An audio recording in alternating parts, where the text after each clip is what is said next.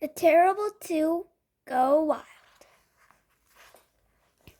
Chapter 10. Or we could just make a new flag, said Mufflap. Papa Company was back in their barracks having a squadron meeting, or squad meet. The way Mudflap saw things, making a new flag had two adventures over ruining their old one. They wouldn't have to spend that time in the wilderness. When they were out snakes, they could put a different animal on the flag instead of a snake. We could grab some large supplies and do it right here, from the comfort of our cabin. Barracks, said Splinters. Right, barracks. From comfort or barracks. Their barracks was a cabin, fused with the stole's row of uncomfortable beds. Josh couldn't believe what he was hearing. 20 push-ups, he plotted. That's an order. Both of us, sir, just Mudflap, asked Splinters. Just Mudflap, and now you for asking, said Josh. Splinters and Mudflap got on the floor and began huffing away at their push-ups. There are no art supplies here, Mudflap, said Josh. Look at the activity board. Do you see crafts time up there? Mudflap lifted his head to look at the schedule on the wall. That's not proper push-up form, Josh yelled. Sausages. Sausages was another military aquarium Josh had made up, which in Papa Company meant straight neck, arms under shoulders, angle, and get elbows straight. And more generally refers to a popular brand of sausage treats for dogs. Mudflap laughed and collapsed on the floor. Josh glared. The room was utterly silent, except for Mudflap's loud giggling. Something funny? Josh asked. Yes, sir, said Mudflap. Sun uses.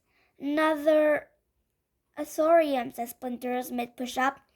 Oh, I was thinking of sausage treats, said Mudflap, and then he started giggling again. 30 more push-ups, that's an order. When you're done, then you can look at the activity board and see if it says crafts time. Mudflap started over at 1.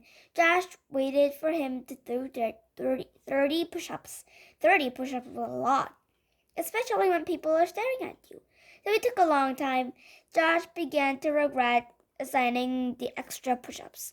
30, said Mudflap. That was only 29, said Splinters. Josh punched his bid. Finally, Mudflap finished, looked at the activity board, and confirmed that you probably guessed, it included running to a bunch of tires, extreme marching, and holding stuff over your head for a while. But not crafts time. All these push-ups that disrupted the violent momentum Josh had been hoping to generate this squad meet, so he decided to rip up his troops with a speech. He strode back and forth in his barracks. You're darn right, it doesn't say crafts time. This is not an art camp. There's no art supplies. This is not a drama camp. There's no drama.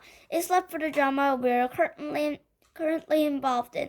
A dramatic war we are butching on a couple of dumb nimbuses in the fort. This is not a canoe around a lake camp. Sure, there's a lake right over there, but there's no canoes. This is a boot camp. We have boots. And we are going to use our boots to kick those nimbuses in their heads. Mudflap and Splinters booted exotically. It was a rousing speech, and the kind delivered by important generals standing in front of giant flags. Unfortunately, their flag has been stolen. These nimbuses took our flag, and when someone takes something away from you, what do? Do you go to an art closet and do an art project? No, like I already mentioned, we didn't have an art closet. But more importantly, art is for nimbuses, except for martial arts, which are awesome. Hiya! Josh kicked the wall of the cabin. When someone takes something from you, here's what you do. You go and take that something back. And this is what we'll do. Every morning before breakfast, every snack time, every activity period, Papa Company will score this forest for 2 thieves. Boys, this is a raccoon mission. Is Recon a laboratorium? Asked Mudflap. Recon was not an laboratorium. It was short for reasons, because reasons in the top floor to spell correctly. Said Josh. Yes, Recon is an auditorium. Now, what does it stand for? Asked Splinters. Josh sighed. Well, it stands for... Josh stared at the ceiling of his barracks. He felt instantly that this was an important test of leadership. Josh firmly believed that good leaders never admit when they don't know something, and the fact was Josh didn't know this accordion stood for. Again, it was an accordion. He began to brush a pale plum color. This was a top spot. What could he do? Recon stands for really. He was off to a good start. Enormous. Concentrate. On. Aha! Josh was almost there. He screwed up his eyes and bailed all his blood to his brain. Josh's face darkened and became the shade of turnip. Just one letter left. His eyes lit up. The word came to him like a gift of his ancestors, inscribbled in mind with the ballpoint pen of the principal's past. Nimbuses! He nodded. Brilliant! That was brilliant. Really enormous counter-strike on nimbuses. It was like poetry. Heck, it wasn't like poetry. It was poetry. Really awesome counter-strike on nimbuses.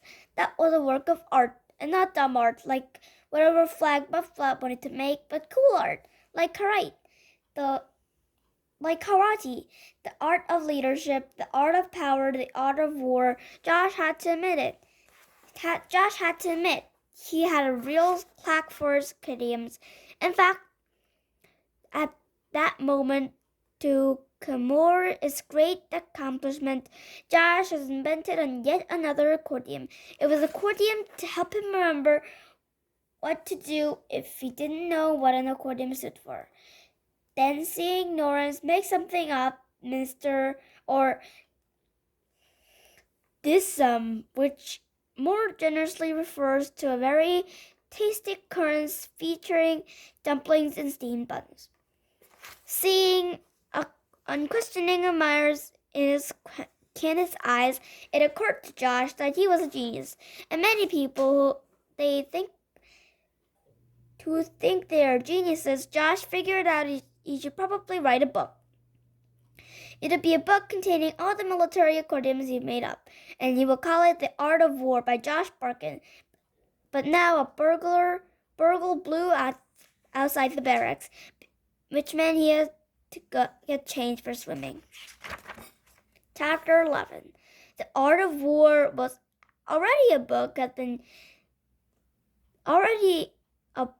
and has been for about 2,500 years. It was written by a genius named Sun Tzu, and Niles Sparks had read it. In fact, The Art of War was one of the books he bought to his pink lapwest, and he was scouring his spines to sack up the walls of the cave, trying to find it. Here it is. Of course, it was at the bottom of the column that was almost hot as Niles. Beneath the books by Demis and Pale, and Raisins and Dowell, and Barbet and Garnet, and Cauchon and Adams, and Borges and Twins, and Shakespeare and Siuska, and Stevenson and Shakespeare, and Skalkins and Louise, and Fitzhugh and Mallory and Clary. Just my luck, said Niles. It wouldn't have been a problem if we just brought out so many books, said Niles. Niles wasn't deep into a project, painting a rock white so it looked like a tooth. If we hadn't bought so many books, we might not have the right book. This book. Said Miles. So, said Niles, will you lift up the rest of these books so I can grab it? Ugh, said Miles, put down his paintbrush. Ugh. Miles continued, walking over to Sock. Ugh. Miles groaned, lifting up 32 books. It was a slightly different noise because the books were so heavy. Besides, said Niles, I don't really feel comfortable unless I'm surrounded by my books. It helps me think.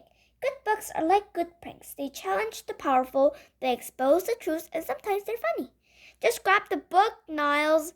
Niles stepped out of his retrieve and snatched up the Art of War.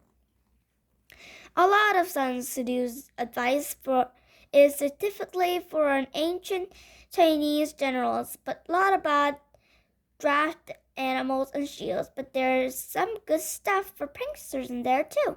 Listen to this, said Niles. Lured with bait, strike with chaos. Cool, said Miles. He went back to work on his fake tooth. Niles wasn't satisfied with Miles's cool, but he continued. Oh my, this is so good. If I do not wish to engage, I can hold my ground with nothing more than a line drawn around it. Miles looked up. Niles, what does all this junk mean? Niles walked over to the big map of the forest he and Miles had drawn and hung up in their cave. He took a pencil behind from his ear and drew a circle around the little glade. It means, said Niles, we gotta build some traps. Miles stood up and grinned. Now we're talking. He took a flashlight night in their cave to plan for the fortifications and 10 days to actually build them.